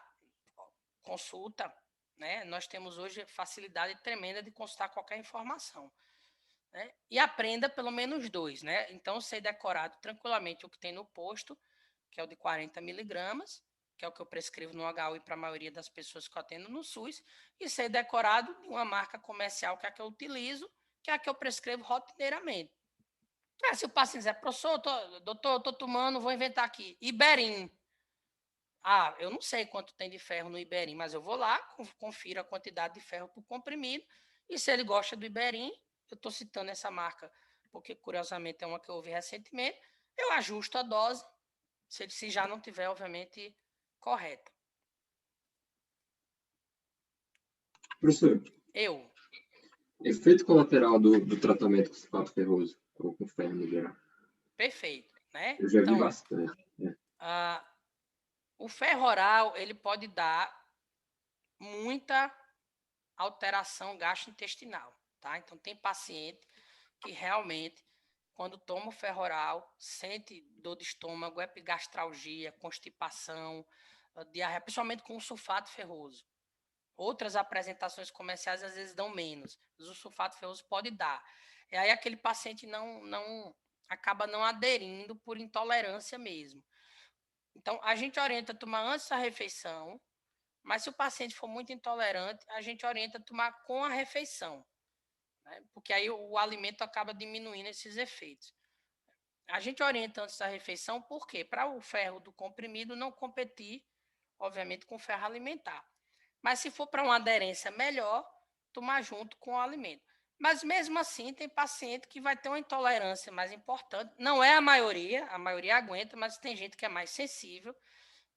Vai ter muita epigastralgia ou muita alteração intestinal. Então, se realmente você entender que existe uma intolerância ao preparado oral, aí você vai ter que fazer o ferro endovenoso como opção de tratamento. A outra opção e a outra indicação de você fazer o ferro endovenoso é se você está diante de uma má absorção importante, que, obviamente, você não tem expectativa que o ferro oral vai ser absorvido. Isso é muito comum, principalmente na doença celíaca e nos pacientes que fizeram a gastrectomia total, que tiraram o duodeno do circuito. E, eventualmente, o paciente pode ter uma condição que ele sangra mais do que o que você consegue dar por via oral, tipicamente aquelas condições de angiodisplasia do trato gastrointestinal inteiro, né? Aquele paciente que tem má formação vascular no trato gastrointestinal inteiro, né? Tem algumas doenças que têm isso, então se endoscopa, tá cheio de vaso dilatado, aquela coisa toda, e aí você tem a indicação de fazer o ferro parenteral sempre endovenoso, e aí existe um cálculo que vocês aqui não precisam decorar, porque quando vocês precisarem, né, para vocês saberem mais ou menos como fazer essa reposição, uma ampola, em geral, tem 100 miligramas de ferro. Aqui está a marca, porque na verdade só tem 2 no mercado, mas são bem diferentes uma da outra. E mais ou menos como você faz, né? Você dilui no soro fisiológico e pede para infundir pelo menos em 15, 30 minutos. E aí você vai infundir as ampolas. O que, para encerrar, você pode, se assim achar conveniente, né? A via parenteral, ela também é uma via aceita como tratamento de primeira escolha para qualquer situação. Só que aí o paciente tem que se deslocar, tem que fazer punção venosa, tem todo um contexto que logisticamente nem sempre é fácil. Então a via oral, ela sempre vai ser a preferida, mas você pode ter um paciente que prefere, não gosta de tomar comprimido, ou já tomou, não gostou, e dizer, eu prefiro, doutor, tomar na veia. Beleza, não há problema nenhum. Não é demérito, ao contrário, você usar a via parenteral como primeira escolha, lembrando que por ser parenteral tem toda a questão de logística. Então a gente não faz isso de rotina, mas é validado para você fazer não só nessas indicações, mas em qualquer condição que você achar necessário. Qual é a única regra? Ela tem que ser endovenosa. Certo? Essa droga aqui, existe uma apresentação intramuscular. Ela é oficialmente proscrita, tá certo? O ferro intramuscular, além de você não garantir a biodisponibilidade, ou seja, boa parte daquilo que você aplica vai ficar no músculo, pode dar cicatriz, pode dar coloração na área. Então, isso aqui está proscrito, né? O que você deve fazer é o ferro endovenoso. Isso é a única regra. Vocês ainda vão ver muita gente tomando ferro no bumbum. Isso não deveria mais existir, tá? Mas, enfim, ainda existe. Ô, professor, e qual a frequência de aplicações? Você vai calcular, isso aqui já não entra na aula, deixa eu só tirar aqui, só fazer o stop share. Pronto.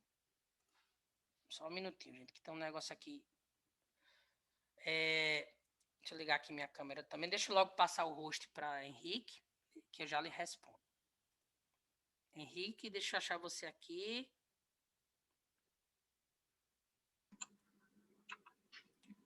Cadê você, Henrique? Sumiu aqui do meu... Tô aqui. Não, você tá aí, sumiu da minha lista. Pronto, deixa eu só... Com a câmera ligada. Chegou aí o convite? Você já é host? Já. Pronto. Então, antes de você começar, só responder. Foi Renan que perguntou? Fui eu, professor, Renan. Pronto, Renan, boa pergunta. Você calcula a dose total de ferro, tem aquela formulinha que eu coloquei para você, que você não precisa decorar. Na hora que você precisar, você vai em qualquer aplicativo e calcula. Ele vai lhe dar o déficit total de ferro do indivíduo em miligramas. Então, vamos supor 1.500 miligramas. uma ampola tem 100 miligramas, então você vai dosar, vai aplicar no paciente 15 ampolas, perfeito? E só tem uma regra, nunca mais de 2 ampolas por dia, então você pode fazer até 2 ampolas por dia diluída no soro, e nunca dia seguido. Então, o que a gente acaba fazendo, uma pressão padrão, é 2 ampolas, 3 vezes por semana, orientando que o paciente vá pelo menos em dias alternados. Perfeito? E aí isso dá mais ou menos, em 3 semanas, ele vai ter tomado tudo, se ele seguir direitinho. Mas você pode fazer uma vez por semana, 2 vezes por semana, dia sim, dia não. A única coisa que não pode é dia seguido, porque tem que dar pelo menos 24 horas para circular e ser integrado e entrar na célula e assim sucessivamente. Se você faz dia seguido, você pode intoxicar o paciente. Beleza, obrigado. Perfeito. Então, do que eu tinha para falar de anemia ferropriva é esse, e agora no nosso momento cultural, exatamente no final da aula, faltando 15 minutos, mas aí vamos para o que o grupo de Henrique tem a nos dizer. Eu vou só deixar o meu no mudo e manda a brasa. Certo. Tá dando para ver minha tela, né? Tá, beleza, Henrique. Ah, perfeito. Aqui agora. Pronto, vocês estão me ouvindo? Estamos sim. Henrique, estamos sim, vamos embora. Me permita, se você puder, só tirar uma foto do seu slide aí rapidinho, só para documentar, posso? Então, só um minutinho, tá? Eu vou documentar cada semináriozinho desse, porque como está gravado, eu não vou mostrar o vídeo, mas a ideia é... Posso enquadrar sua imagem?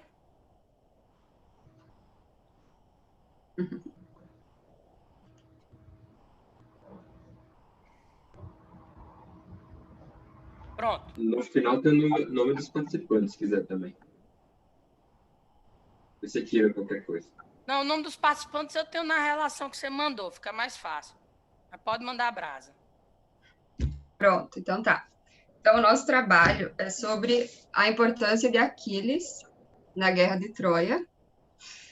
E também a importância, a gente vai relacionar isso com a anemia ferropriva, né? Basicamente, a importância, já vou dar um spoiler, a importância do ferro, né, na anemia. Pode passar aí.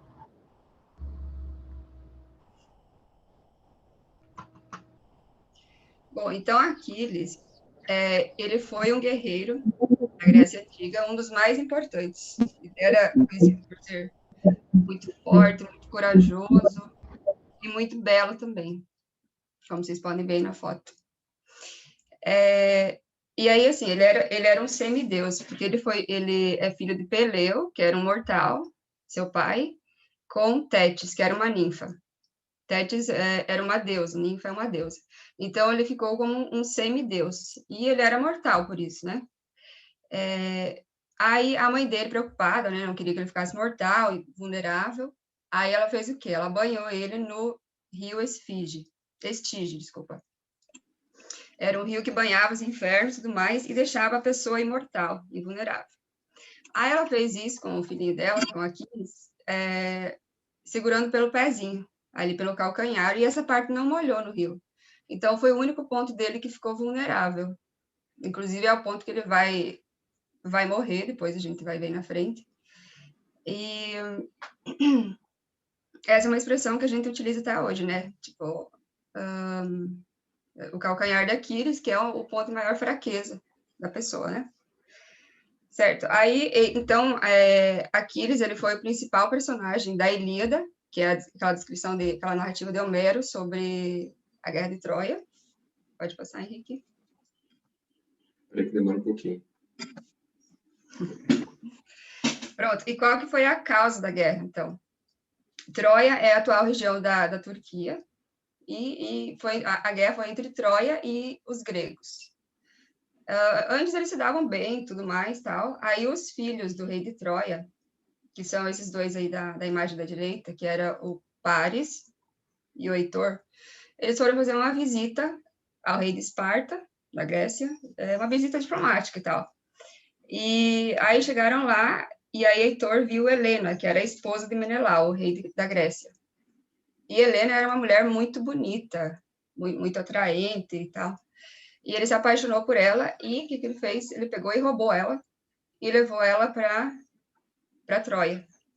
Aí, com isso, Menelau ficou, né, enfurecido, ficou puto, e decretou a guerra de Troia, a guerra contra a Troia, e uma guerra que durou 10 anos aí. Vai, Henrique. Pronto. Então, eu fiquei com a parte de correlacionar a história, né, a mitologia que Raquel falou para a gente, com a parte da hematologia, com a fisiologia, com tudo que acontece no nosso corpo, né? Então, muito importante aí, antes de tudo, a gente vai ter que relacionar alguns elementos muito importantes que estão na história com os elementos que estão no sangue, né? E fazer esse paralelo. Então, antes de Aquiles ir para a guerra, já foi consultado um oráculo e tinha essa noção de que só se ganharia a guerra com, de fato, Aquiles. Aquiles é o protagonista, o soldado protagonista da Grécia, certo? Então, aqui nós temos um sábio general da antiguidade, que é Fábio, né, falando para ele ir para a guerra, porque só assim os gregos ganhariam a guerra. Então, do mesmo jeito que a gente tem esse protagonismo, o Aquiles como protagonista da Grécia, nós temos também, como a gente consegue imaginar pelo capacete, por tudo, o ferro no sangue, né? Ele é o elemento central do nosso sangue para cumprir a função pelo menos essa parte vermelha do sangue, né? Essa série vermelha. Então, aqui, como a gente traça esse paralelo também, a gente também tem a Grécia como sendo o sangue ou as hemácias, certo? E como eles tinham também um objetivo, né? Eles tinham essa motivação de querer conquistar Troia por conta das terras, por conta da honra que foi ferida por conta da Helena de Troia. A gente também tem uma função muito importante que o sangue quer realizar, de fato, que é distribuir oxigênio para os tecidos que estão precisando, né? Então, essa é a motivação, esse é o objetivo do sangue, tal qual a gente tem o objetivo da Grécia. E a gente fez esse paralelo. Então, a importância de Aquiles. Por que Aquiles é tão importante, afinal, nessa guerra toda? Além do que foi falado pelo sábio, pelos oráculos, né, que só se ganharia a guerra com ele, mas por quê? Se ele é um soldado em meio de um monte que tem, muitas cidades-estados que existem, e é só uma cidade-estado que é a Troia, né? Teoricamente não teria chance.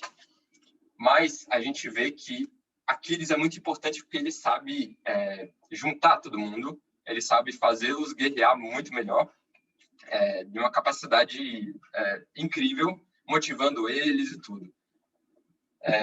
Sem Aquiles, que nem a gente vê também no filme, não sei quem viu o filme aí de Troia, que é muito bom e retrata muito bem, sem Aquiles o exército seria pequeno, seria menor, não conseguiria guerrear direito, né? Paralelamente, do mesmo modo, a gente tem uma anemia microcítica, com as células, as unidades funcionais pequenas, né? Então, aqui, a gente vê no filme o sangue como seria chegando aí no litoral para conquistar Troia, para chegar no tecido e distribuir o oxigênio e cumprir sua função, né? Aqui no filme também a gente vê essa cena em que o Aquiles ele fala para todo mundo entrar nessa formação espartana, todo mundo junto, todo mundo avançando em relação ao objetivo, que a gente traça também esse paralelo com a hematologia, com a hemoglobina, né? A hemoglobina é uma cadeia de 4 subunidades, 2 alfa, 2 beta, que são ligadas pelo ferro.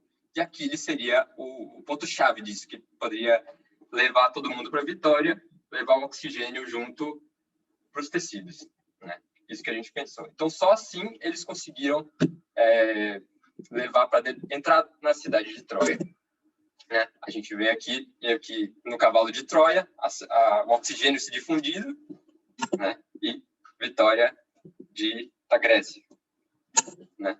Então, chegando aqui, no que aconteceria sem ferro, de fato, que é o protagonista.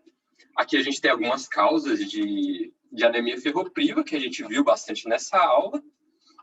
E a flecha, o calcanhar de Aquiles sendo perfurado aí pela flecha, ocasionando, no final, a anemia ferropriva. Essas aqui seriam os inimigos do protagonista, digamos assim. E eu ia passar a bola para o Fabinho, que ia explicar bem essa parte da anemia ferropriva, mas a bola já foi bem mexida, bem explicada para a gente. Né? Não sei se conseguiram entender, mas foi isso que a gente conseguiu tirar de essa viagem aí, da importância de Aquiles na Guerra de Troia e a anemia ferropriva. Só complementando, então, acho que tu já falou um pouquinho mais, porque como tinha aquela profecia de que a guerra só seria ganha com Aquiles, então o povo estava meio desmotivado, não estava tipo, forte para lutar a guerra e tudo mais. Aí, quando Aquiles vai, então eles ficam motivados, ficam tudo mais, e aí eles conseguem, então, vencer a batalha.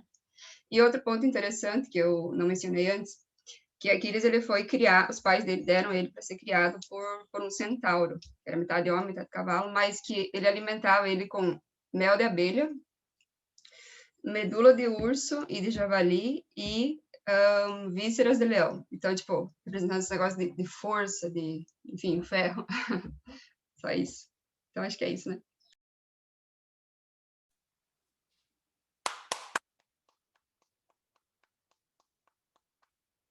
Muito bem, gente. Então, de parabéns. Assim, a ideia é essa, né? Vocês estimularem a criatividade, trazer para a gente um pouco de cultura, né? E vocês conseguiram fazer muito bem, né? Assim, eu fiquei impressionado, né?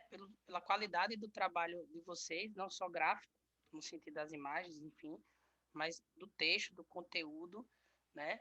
E isso é importante, fazer esse estímulo. E vocês veem, né? Eu dei uma missão que não é fácil, fazer uma correlação. E vocês fizeram legal, né? E coube muito bem, né? E só para encerrar, né? O Aquiles, ele na prática, ele é o grande, né? O grande catalisador da vitória grega na Guerra de Troia. E aí, se a gente fazer uma correlação, né, com o ferro, né? O ferro, na prática, ele é um único elemento, mas ele é a força motriz para que a hemácia possa produzir hemoglobina e transportar oxigênio para a corrente sanguínea. Então, eminentemente, né, se a gente tiver uma eritropoese sem uma molécula, que é o ferro, a gente vai ter um déficit muito grande de oxigenação e a gente não vai conseguir conquistar o organismo, que é o que seria, né, a participação do Aquiles, que o próprio oráculo já disse. E é interessante, porque tem um momento lá, e aí, óbvio, vocês naturalmente não tem como falar tudo, mas tem um momento que ele pega uma treta e diz, não vou lutar. Pega uma treta lá com o general e diz, tô fora. Tu se vira, eu não vou mais lutar, porque eu não luto por um rei, eu luto pelas minhas convicções, enfim. E ele, no momento que ele faz, eu não vou lutar, né, todo o ânimo grego em potencialmente vencer a guerra, né? Quem tiver interesse de ler a Ilíada é muito grande, mas algum resumo da guerra, né? Era muito grego para pouco troiano, mas era uma Troia com muros intransponíveis. Então, por mais que o contingente do exército grego fosse superior, né, penetrar naquelas cidades-estados não era uma coisa fácil. E o Aquiles, então, ele pega uma treta lá, ele diz, não vou mais lutar, vou embora. E esse voo embora, né, dá uma queda de oxigenação tão grande no exército grego que os gregos fizeram um artifício lá para gerar outra treta e assim sucessivamente ele voltar e ter uma ira, né? Então existe lá né, uma outra expressão, a gente conhece a do calcanhar de Aquiles, que é o local que a mãe dele segurou e ele não conseguiu ficar, né, naquela área, ele ficou digamos, vulnerável, mas existe uma outra expressão que é a ira de Aquiles, né? Então, na hora que ele pega o ar mesmo, ele vai com toda a bexiga, com a sede de sangue, de vingança, e consegue aí sim dar uma lapada grande na moral do troiano, mata o filho do rei, aquela coisa toda.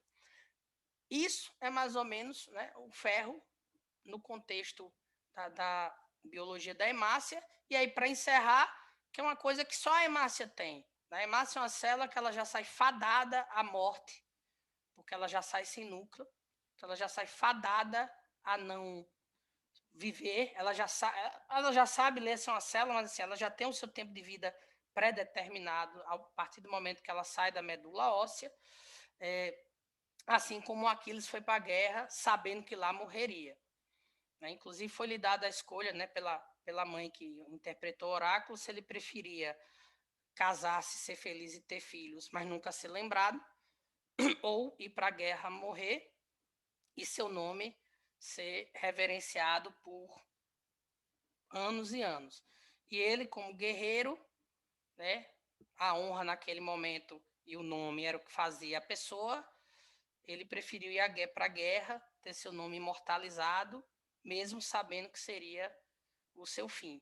Assim, a Hemácia, que sai todo dia para o trabalho e sabe que em 3 a 4 meses ela vai se embora, mas ela é o mecanismo central para que todo organismo vença a batalha da vida diariamente, que é manter-se vivo, porque sem oxigênio a gente não consegue, obviamente, viver. Então, muito bem, muito legal, parabéns, muito bom mesmo. E é isso, gente. Vocês têm alguma dúvida? Eu realmente fiquei bastante orgulhoso porque vocês conseguiram fazer, inclusive com as imagens, que realmente aquela imagem do escudo com hemoglobina foi e o Aquiles no centro da formação dos soldados, foi uma sacada fenomenal. E, obviamente, como Raquel falou, né? Foi Raquel, né, Raquel? Raquel falou, né, ele era muito bonito, aí vocês optaram por trazer o Aquiles de Brad Pitt, né, para dar essa representação, porque tem o filme de Troia, mas na prática o Aquiles ele era mais, digamos assim, desejado pela honra e pelo fato de ser guerreiro do que por ele ser uma beleza em si. Né? Mas, obviamente, isso são detalhes que são desprezíveis. O fato é que o homem todo mundo queria e o homem não queria ninguém, só queria morrer na guerra mesmo. E um homem que não quer não morrer, e um homem que só quer morrer na guerra já deixou de viver há muito tempo. Ele já perdeu a vida há muito tempo. É isso. Alguma dúvida? Acho que não, professor. Perfeito. Então, pessoal, vou converter a gravação. Joia, isso vai ser convertido na aula. E aí eu depois peço o e-mail da turma e mando. É uma gravação que sempre fica muito grande para eu postar via SIGA. Eu pego o e-mail da turma com vocês e envio para que vocês tenham acesso à aula e também fique registrado, né, os momentos culturais, que é sempre bom a gente relembrar um pouco de uma coisa erudita e sai sempre dessa linguagem técnica. Então, por hoje, oficialmente meio-dia, eu agradeço a vocês, bom resto de semana, bom final de semana, e a gente se encontra agora, acho, só no dia 30 de março, que é na minha próxima aula.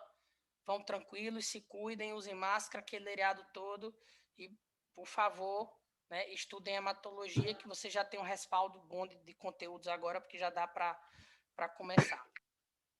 Tá? Igualmente, Fabinho.